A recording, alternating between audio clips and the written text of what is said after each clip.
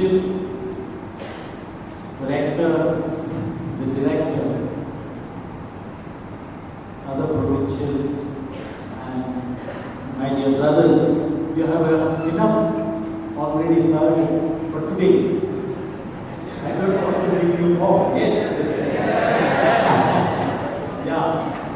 But what you heard, Father Praveen took him to the past. Father Rector was present. I am taking him to the future. Are you priest of the future or past? Okay. So, I just want to develop two important aspects of the present day of the church. And that means you are preparing for the future. This decade and the decade to come. I'm not saying decades, should be decades, but we don't know, the things are changing quite rapidly. And you got to get ready for that. I would like to focus your attention on two important things that which is happening in the church and outside the church. In the church, the seminary church that which is talked about. Last few years, Pope Francis has been moving the church towards a seminary church. A church that is journeying, a church that is listening, and a church that accompanies one another. So, my dear brothers, the world is teaching us, go alone. You and your mobile. Not mobile. So, what I mean up to now, presently, there are so many documents which are coming one after the other. After the final document of the Synod. Now, the Synod people who were appointed in the small groups committees, there were 10 committees who were appointed to discuss different topics. And they are coming out with their papers.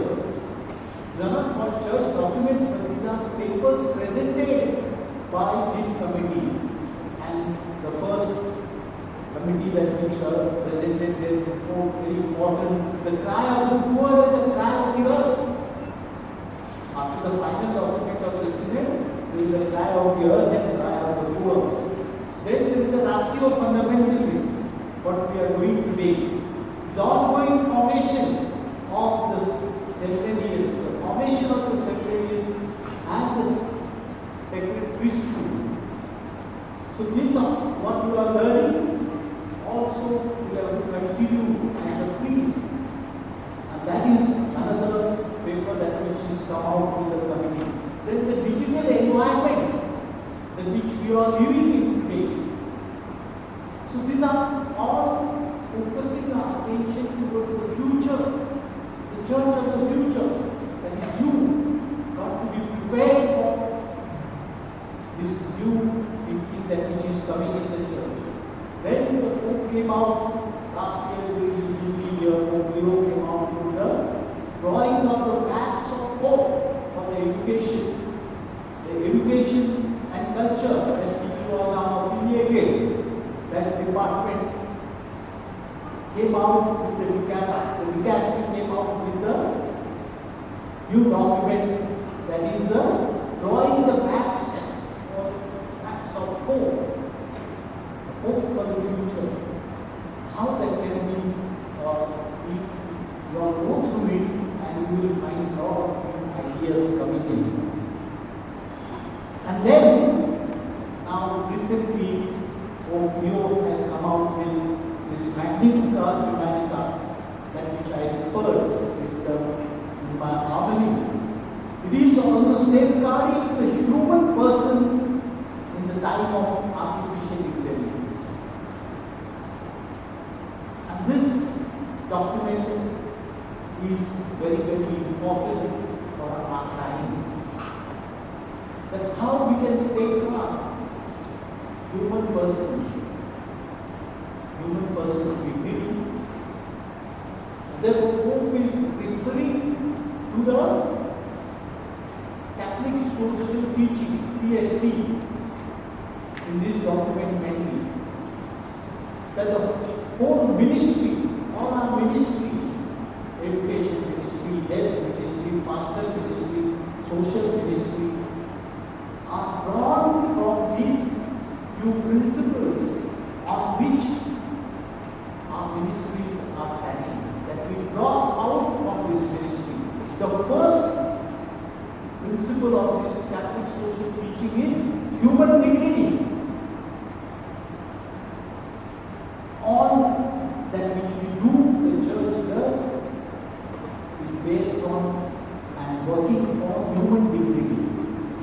So if something is contrary to human dignity, it is not of the church teaching. The second, the principle of solidarity, that we are all brothers and sisters working as one community. So there should be solidarity in us, all inclusive ministry should be.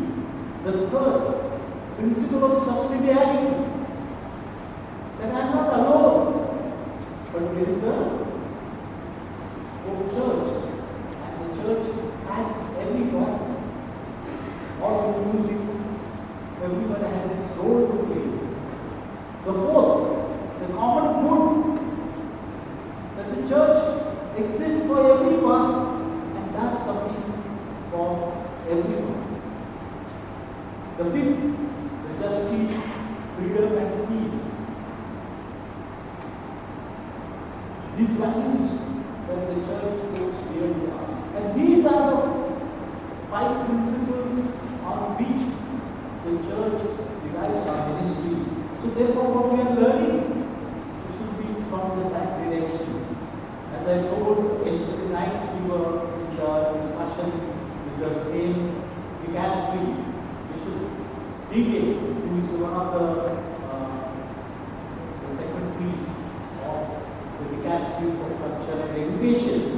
He was talking about the same document, and there he said the main 3 things: focus the attention, the staff should focus their attention on updating and upgrading their knowledge about digitalization and artificial intelligence.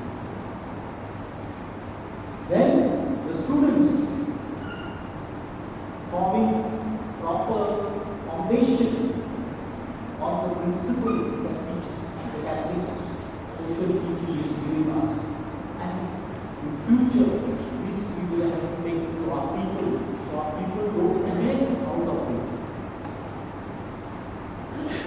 The artificial intelligence is in your hand now. Every day you are carrying them, wherever you go, that is your right. It has your brain is here, but this brain is controlling you.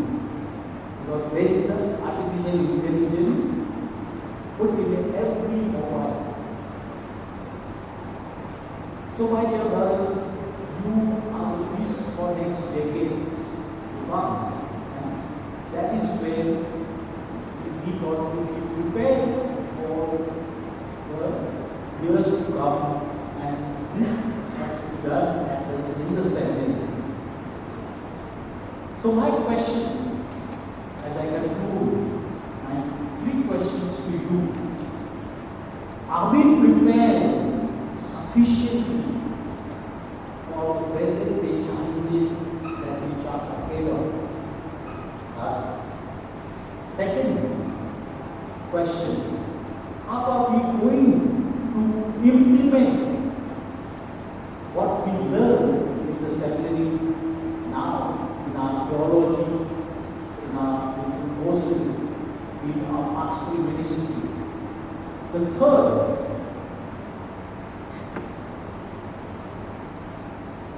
how our challenges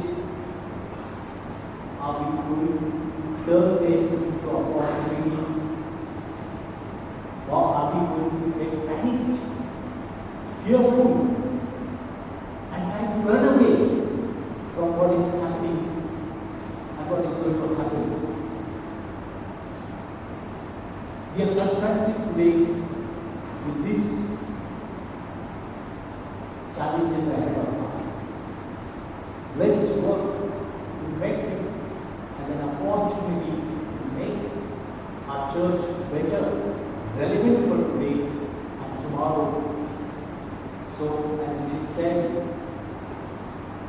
Christ yesterday, Christ today, and Christ forever.